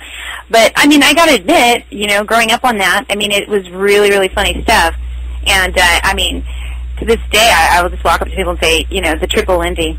And if you know what I'm talking about, you're Right. okay with me, you know? Right. I'm not a snob either. I'm not I a movie enjoy snob. film. I enjoy something funny. I'll watch anything, even if it's a little bit badly cut. If the story's there, I'll watch something that's really well shot, even if there's not a great I mean, I love many aspects of film. So it's not just that I'm a movie snob. It's just that my stomach hurts when I see people throwing up on celluloid. Yeah. And calling it a movie, and that's certainly James Cameron's a talented shooter and editor and stuff like that, but like I used to say Steven Spielberg would really be a better cinematographer than a director, because I didn't feel like he had a voice for a long time, and I'm not sure that he does. But when I saw Catch Me If You Can, I thought, okay, he's growing up a little bit. You know, it was more a movie about being a grown up. Because he had made Peter Pan. I'm like, when are you going to stop thinking that I'm not interested in your Peter Pan complex? Not even a little. Yeah. I don't care. We get it. You saw an alien when you were a kid. Yeah. He's hearing that story. He swears that he saw an alien, or he saw a spaceship, or something. Good. Maybe he did. Yeah, sure. I'm glad he said that. I'm glad he's that out with it, if he really said that. All right. My favorite movie the last 10 years. Did I say this already? No, let's hear it. On the other show? I don't think so. Shaving Ryan's Privates. You know, No. Can you make the name of any movie that's going to be the porn name? Like, you see it? Like, as soon as Saving Private Ryan came out, I started calling it Shaving Ryan's Privates. People were like, oh, shut up. I said, that's going to be the name of the porn. Right, of course. Yeah. So, favorite movie of the last 10 is a movie, directed by Tom Twicker, who made a movie I don't like called Run, Lola, Run. And it's I don't remember the screenwriter, but it's an excellent piece of work. It's collaborative. It's called, I think I talked about it on the other show. It's called The International. And Clive Owen, who I think is just one of the modern great actors. I think he's got everything a movie star should have. You know, good looking but not great looking, a little ruined, bedraggled, smart, not a genius, but smart, tough but not invulnerable. You know, he's just, wow. Okay, you lead the way. You're gushing for Clive Owen. I agree. No, I like him a lot. Yeah. Listen, it's fine. I mean, I get it. I wouldn't sleep with him, but I'm happy to be his friend if he were a nice guy. But in the movies, right. What gets you going is a hug. Well, yeah, it's not really the hug thing. What gets you going though is do I like this guy? Would I like to emulate this guy? You know, as if you're looking for that kind of character. You know, female character. For the sex that you're attracted to, it's different. They don't really have to be good actors. It sometimes helps if they're not, because it makes them more accessible. Like Jessica Alba. I'll watch her butter. Yeah, I don't know. I go the other way. If they're not good, then I'm not interested. They have to be. Yes, but if they're very sexy. Yeah, if they're very sexy and they're not good actors, I'm done. That's it. Really? I'm not interested. Wow. But anyway, go on. No, I'd watch a documentary about Jessica Alba making her bed or making breakfast or something. Yeah. Hi, I'm Jessica Alba, and you. this is cereal. Hi, Jessica Alba. Well, continue. So you were saying about I'm the lost films, in Jessica the Alba's big brown eyes. He's what you want in the lead that you're going to not quite be in love with, but be enthralled by her and raptured by her. You're going to want to relate to. Unlike the John Wayne hero, who just seems to be some version of a total douchebag. Clive Owen's heart is generally in the right place, and he's a hero of what's called a picaresque. In other words, he's a hero that you don't know that you actually totally respect all the time, but you can't help but to like him. So he's in this thing, and he's playing International Police, Interpol. He's playing an Interpol agent, which is a sort of a toothless police force, and he he's checking some bank out or whatever. Anyway, his partner dies mysteriously on the street. It comes back to him that his partner might have been touched with something on his neck, and he's just sort of remembering it in a flashback and seeing if it's possible if his partner was poisoned, and he's insisting that he was, and it turns out there is a little bit of poison in his system, and he ends up chasing down this bank. And this is the plot of the movie.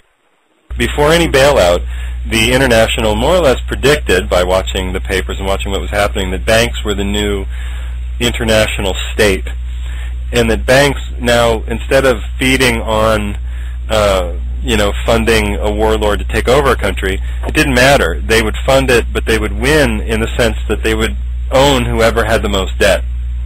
So they won by trading in debt. And if they could get a country to go into debt, which is the basis of the World International Monetary Fund, or the World Economic Forum, the IMF, which you can see in that book, Confessions of an International, what is it? Confessions of a Monetary... Yeah, I think I remember what you're talking about. Economic... The... Hit man. Yeah, yes, the hitman. Confessions of a... I forget the word anyway. You right. go, keep going. Right. So in this economic, I think. So in this one, it's pursuing this line of thinking, and I'm watching this thing, and there's a scene at the end with the titular bad guy, Armin Mueller-Stahl, I think, is a very, at this point you recognize his face from movies. He's an aged, I don't know what he is, Austrian German, but he can play any Eastern European kind of guy, and he's a talented character actor, in the way that maybe Lee Strasberg was in The Godfather too. You remember that? Did I lose you? No, I'm here. Okay, the way that Lee Strasberg was in The Godfather too, a talented older character actor who can play ethnic Eastern European. So he's there, and they're having a conversation, and Clive Owen is holding this guy up, saying, I'm going to get the truth from you, and Armin Mueller-Stahl essentially says, you can't win. You can chase the bad guys down. They're going to replace them tomorrow with a new guy. It's really easy to get a new CEO for a bank. And I won't ruin the whole movie for you, but go watch it. Naomi Watts is in it, and she's lovely, and it is my favorite movie of the last 10 years. Oh, wow. You didn't talk about that on the last show. I didn't know about. I actually am not familiar with that film. I mean, I like Clive Owen, and it sounds really, really good. And I don't think you. Yeah, I really don't think that you told me about that last time. The International. So, yeah. Well, we are out of time here. Yep. We've been talking for a while here, and I'm having so much fun talking to you about movies, but that we hate. We have got to wrap it up. Before we go, since you mentioned Clive Owen, I want to ask you if you saw the film Closer with Julia Roberts and Clive Owen and Natalie Portman and Jude Law. No, it was directed, I think, by Mike Nichols. Yes. And I kind of avoid his movies, but tell me about it. Well, it's just, it's about these two couples, and basically it's about affairs and relationships, and, it's an interesting story. I just was kind of curious what you thought about it, because it's one of these films that the characters aren't incredibly sympathetic. They're all kind of a little bit selfish, a little bit self-absorbed, but it's an interesting film. It's definitely different than what I expect from a Mike Nichols film. Right. So you might be surprised, because I know what you mean. I don't really tend to like his films either, but this wasn't. It was quite different than most of them. So yeah, Julia Roberts is involved with Clive Owen. He's very strange. He's got a lot of. He's sort of animalistic, kind of primitive, kind of guy, and is in the beginning of the film looking at porn on the internet, and then he's sort of teasing with some girl that he's chatting with, which actually turns out to be Jude Law pretending. Oh. But he's pretending to be Julia Roberts' character because he's got a crush on her, and it's very strange. film take on relationships and things like that, but it's weird. It's different. I was just kind of wondering if you'd seen it, but anyway, so for the movies that we hate, this is April Bowden, Anderson, and movies that I hate. No. I'm signing off. I'm going to say your name, and you have to say mine.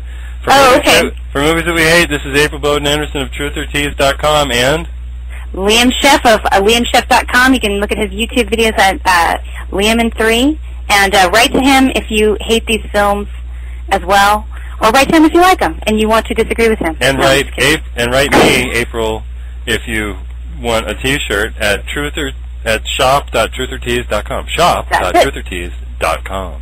Yep, that's it. 3 shirts, and you get a free copy of Liam's book, The Official Story. And a punch right in the baby maker. No!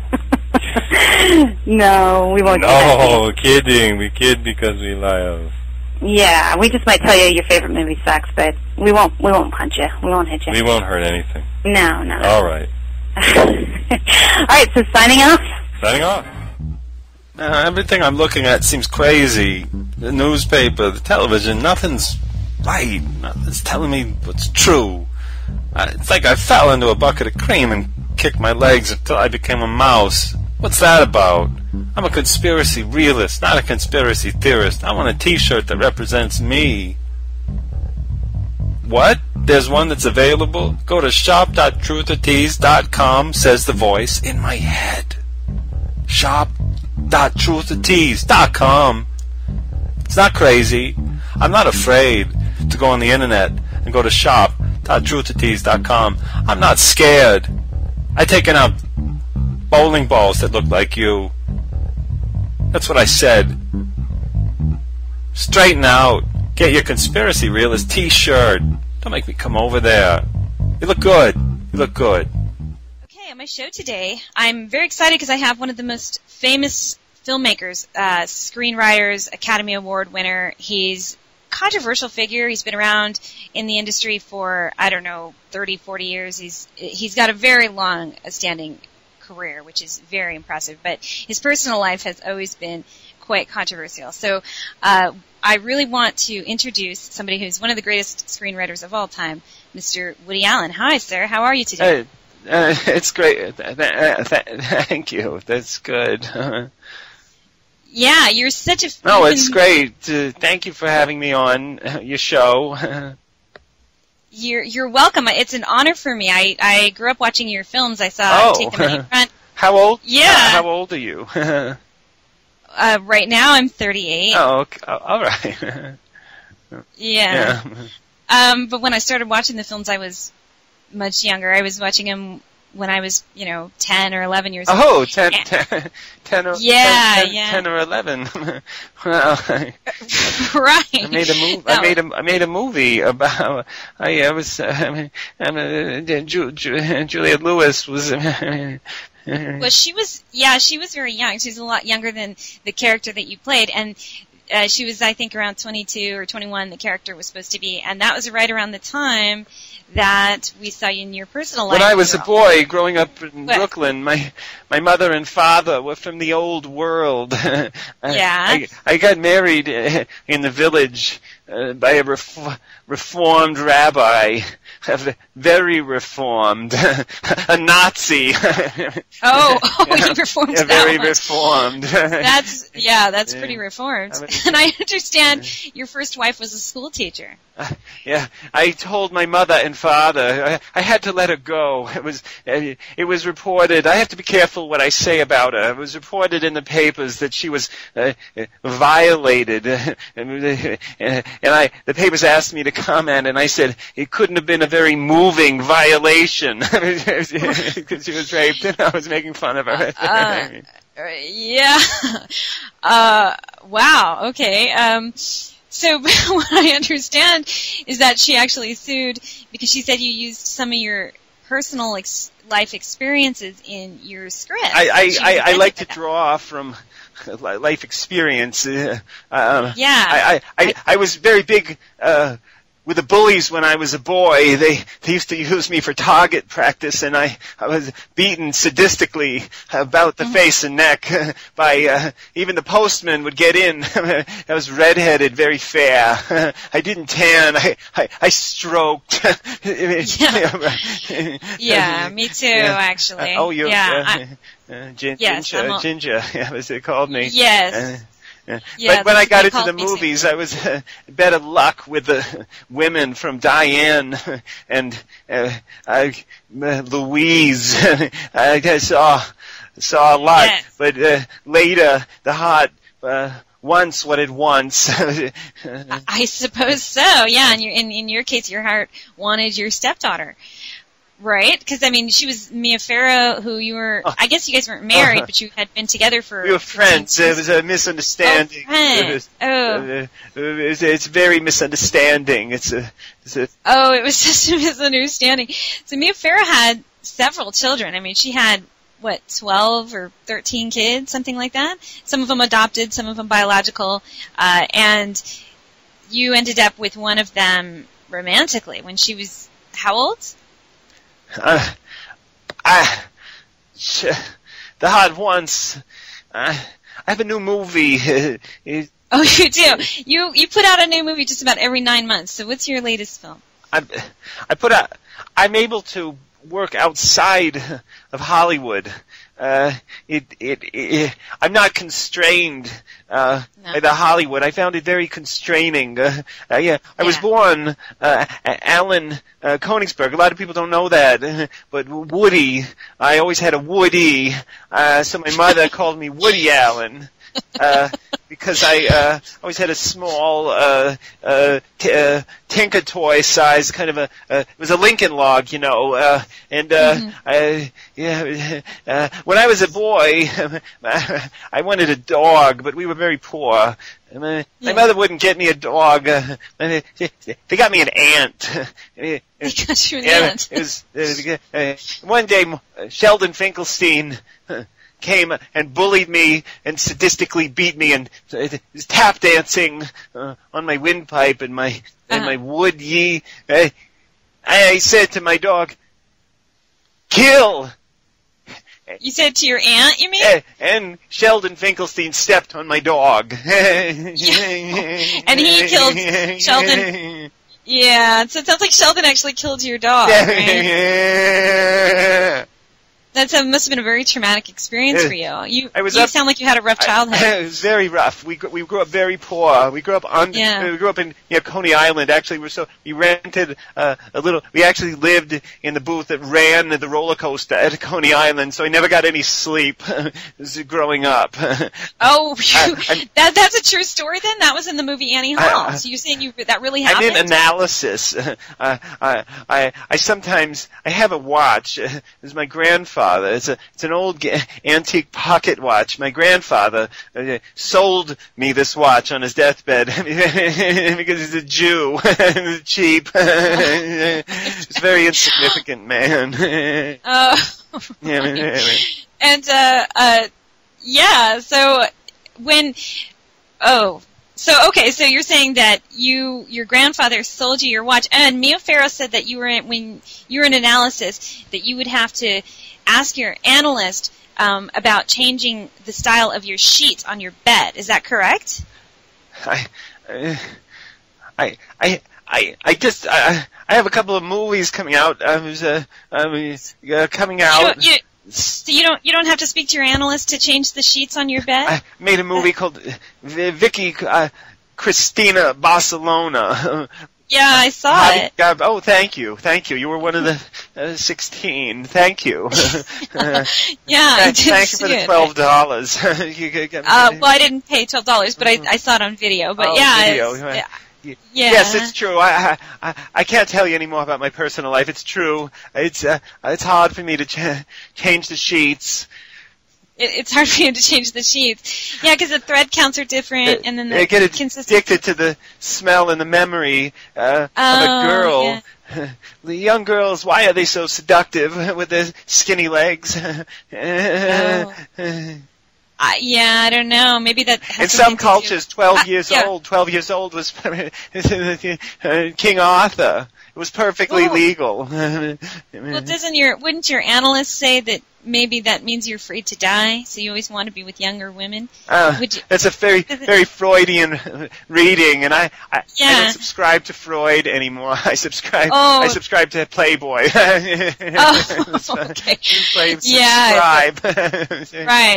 Right. The women are very young in Playboy, so that must be appealing to you. Yeah, so tell us about your new film. You keep saying that you have a new movie. Let's hear about it. I have a new film coming out. It's called Untitled Project. It's in pre-production.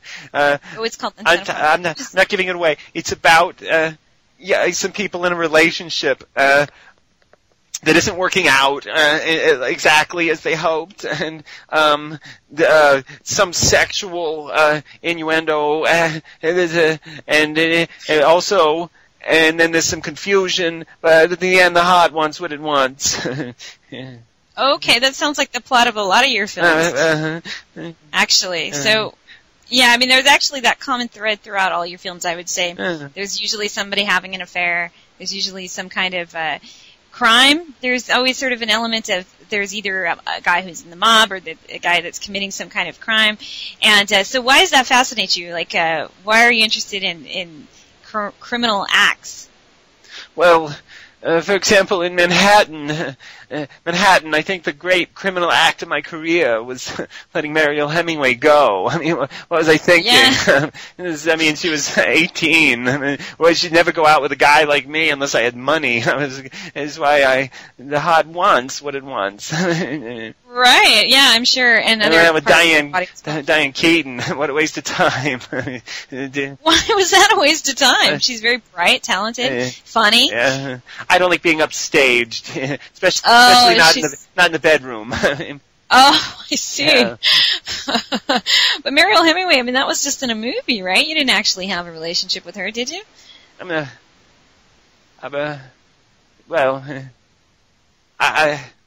Do you know the difference between film and real life?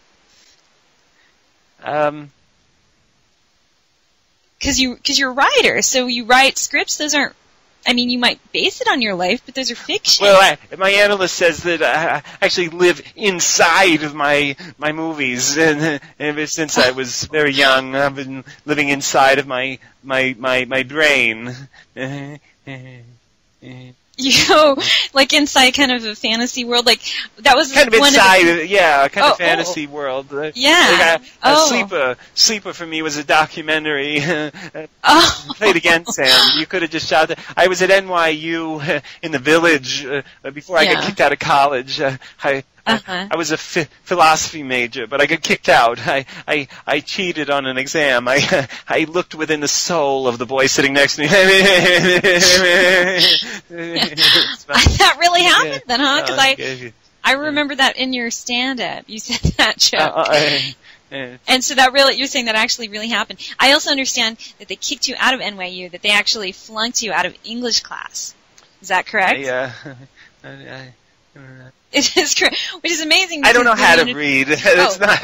Other people read for me. I know how, but I don't enjoy doing it. But I was upstate hunting, and I shot a moose, and I was driving back to the city, and it turns out there's a law on Tuesdays and Thursdays in New York State. Anyway, the moose, I didn't kill it. I just grazed it, and it came alive, and it was signaling for a turn. So I stopped at my friend's house, who were having a costume party, and I said, hello, thanks, I'm here. You know the Rosebaums. And the moose killed at the party scored. But the Berkowitzes, a couple, won first prize. They were dressed as a moose. Really? And the moose and the Berkowitzes locked antlers in the living room. And they knocked each other out. And I thought, here's my chance. So I took the moose and drove him back to the woods, but the joke was on me. It was the Berkowitzes.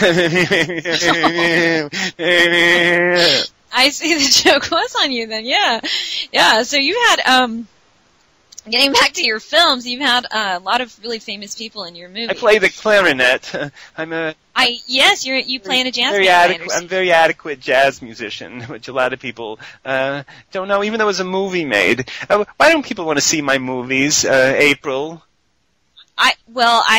I would say that people do want to see him. That's why you've had a career for the last 30, 40 years, how long it's been.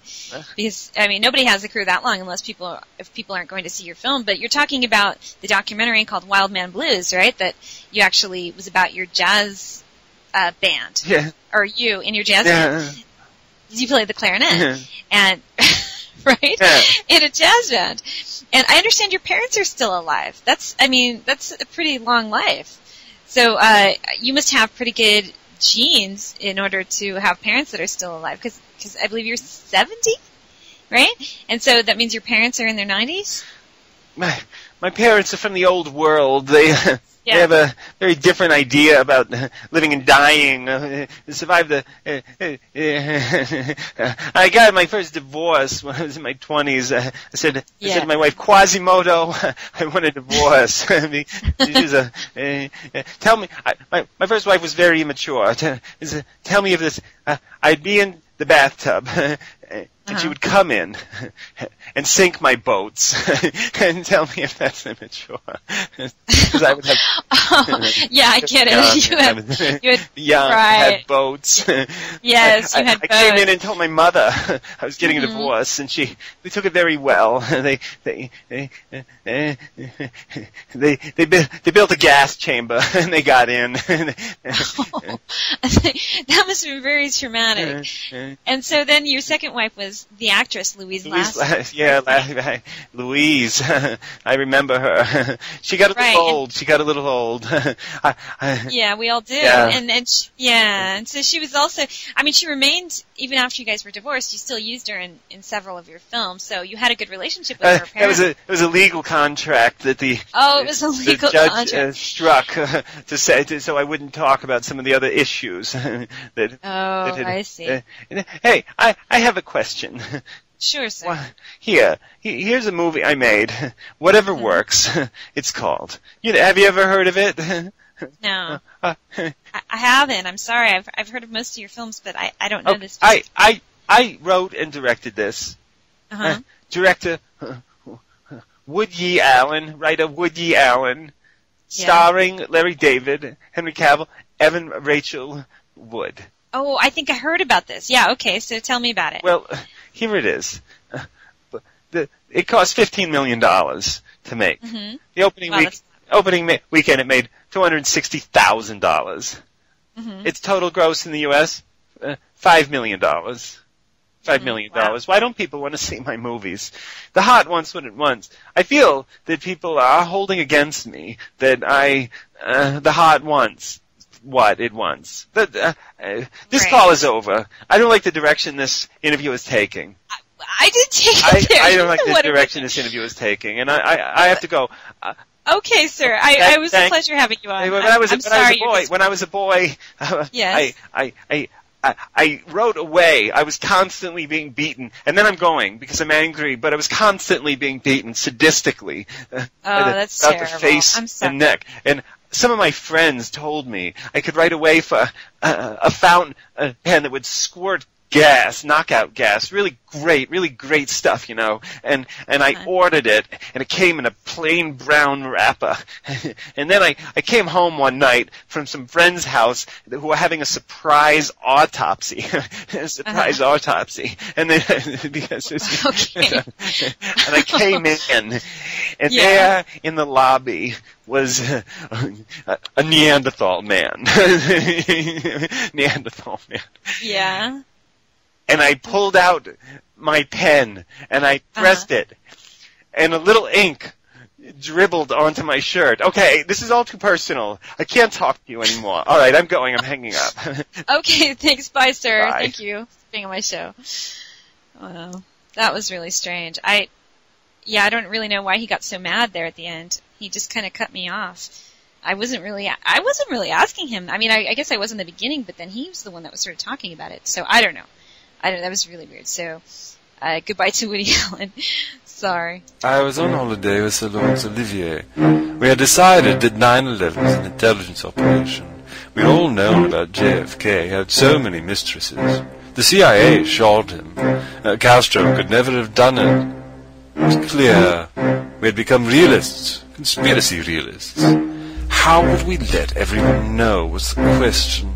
We decided to buy T-shirts that told the contents of our hearts and minds to the world. We went to shop.truthandtease.com. Even though the internet hadn't been invented at the time, we went to shop.truthandtease.com.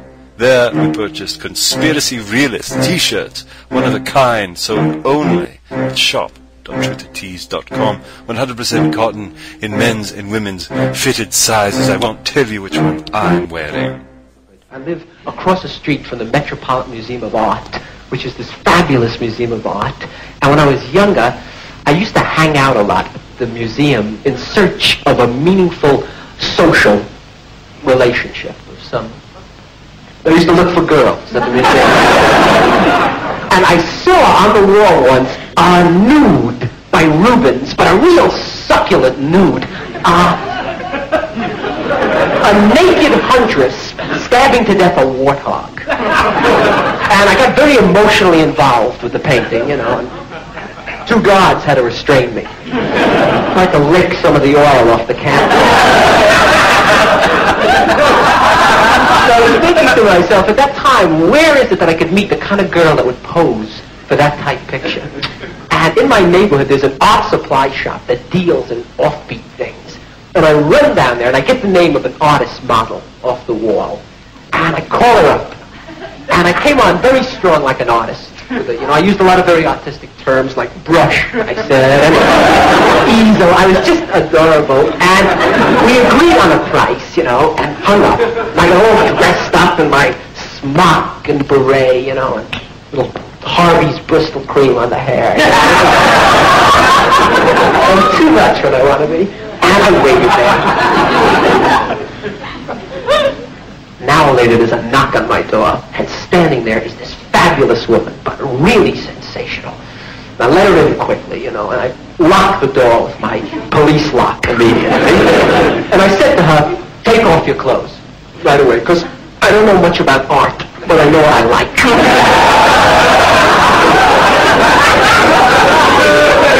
She took off everything, very professional, and posed. And I began to shake.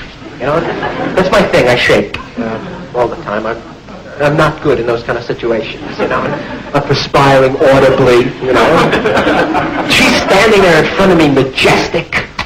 And I took my piece of paper and my charcoal pencil, and I went up to her, and I got into a little trouble with her because I tried to trace her.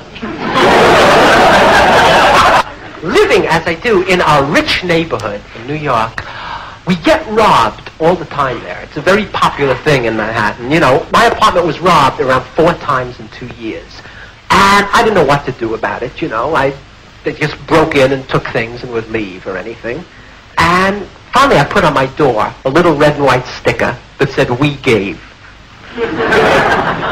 I figured that would end it, But it didn't, because a man in my building, Mr. Russo, was held up late at night. 2 very big guys got him in the lobby with a bottle and a stick, and they wanted all this cash. And Russo, like a jerk, tried to sign for it for tax purposes, They hit him a tremendous shot across the frontal lobe, a real smack in the head. And he fell to the lobby in a fetal position, and he lay there till his lease ran out, And he's never been the same since the blows to the head, He smiles a lot now. He laughs out of context occasionally. He's not as alert as the average tree stump, Everybody in the building panicked. They said, I'm small, and I should build myself up. In case I get into trouble, I could defend myself. So I was petrified at that time. I went to Vic Tanny's health club in the United States, and I lifted, and I bent, and I squatted. Nothing happened to me at all. Nothing grew or anything. I was really dismal. So I figured it's ridiculous. Why don't I just forget about it, give Vic Tanny the cash, and ask him if he'll walk me home nights. There is, however, in my neighborhood a kid named Leon, a little weird kid, and Leon takes karate lessons. And Leon is always walking around with his hand cocked at a right angle like this. And everyone said I should learn judo because I'd be an absolute animal if I knew it. What are you laughing at, lady? But judo to me has always been a thing of the bigger your opponent is, the bigger the beating he's going to give you. That's the way I feel about it. The Japanese lost the war, and don't want to get involved. Lived in fear. Then my good friends told me in the back of Esquire magazine, you can send away for a fountain pen that shoots tear gas. A great fountain pen, and it secretes a gaseous billow, can disorient a dog if necessary. Really a thing. I send away for it. Comes in a plain brown wrapper.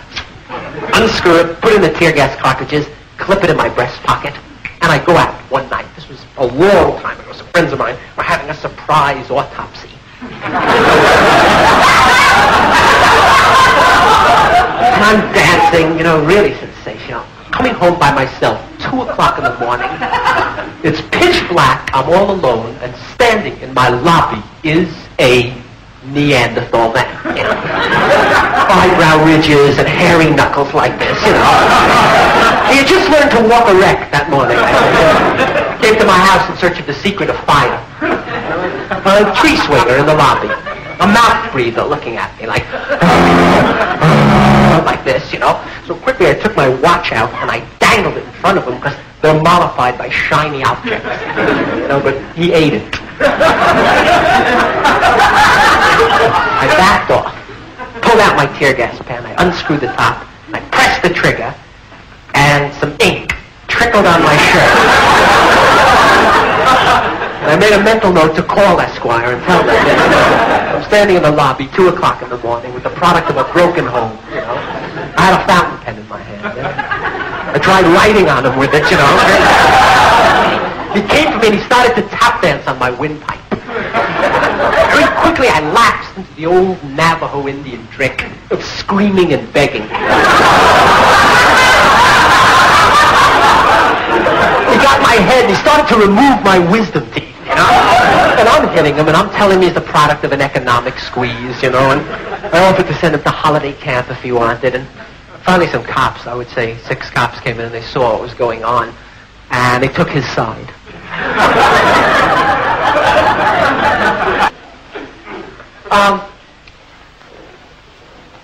I shot a moose once. I didn't mean to break it to you that way. I shot a moose, was hunting upstate New York in the woods.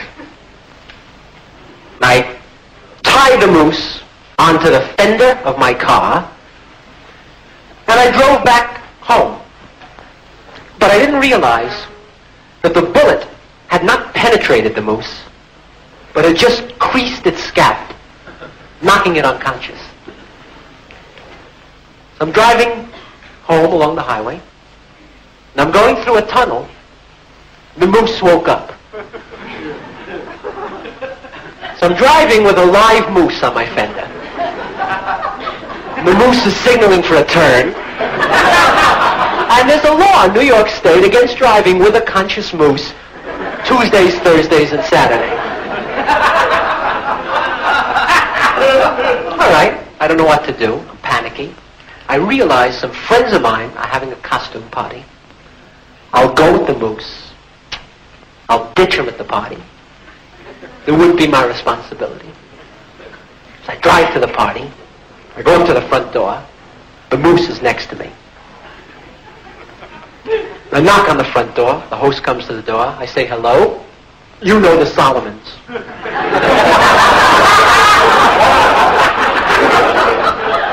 We go in. The moose starts to mingle. Goes to the buffet table. Some guy tries to sell him insurance. The moose is doing great, meanwhile, He scored. 12 o'clock comes. They judge who's got the best costume of the night. First prize goes to the Berkowitzes. A married couple dressed in a moose suit.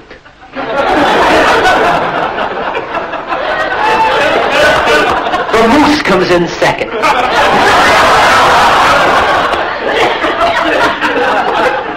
The moose is furious. He and the Berkowitzes lock antlers in the living room. They knock each other unconscious. Now I figure I'll get rid of them for good. I pile them on the fender and speed up to the woods. But I got the Berkowitzes.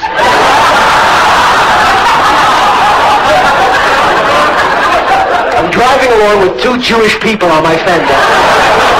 And there's a law in New York State. The next morning, the Berkowitzes wake up in the woods in a moose suit. Mr. Berkowitz is shot, stuffed, and mounted at the New York City Golf Club. And the joke is on them because they don't allow Jews.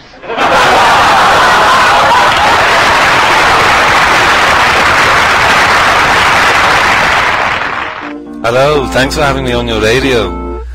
Even though we're not from a famous rock and roll band, if we were, even though we sound a little like we are, we'd definitely wear a Conspiracy Realist t-shirt, because they're gear, aren't they? Oh yeah, they're really gear. I want to write a song about them.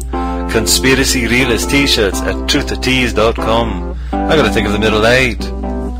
Shop.truthatease.com. What does that mean? It's the internet. What's that? I don't know. It's a net. It's between things. Shop.truthatease.com. What's that?